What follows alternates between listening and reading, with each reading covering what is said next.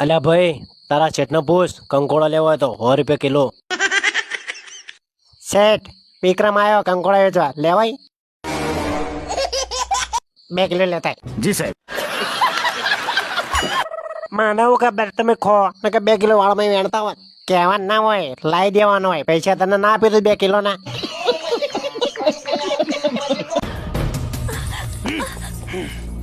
કોણ છે તું? કંકોડો વેચવા વાળો. અને ગામે ગામે વેચું છું. તારે લેવો છે? 100 રૂપિયા કિલો.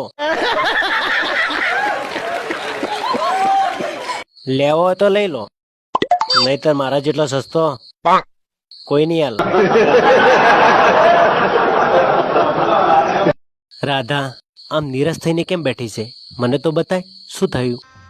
ગજબ બેજતી હે. વિક્રમ, હવે કંકોડા વેચવા બંધ કરો.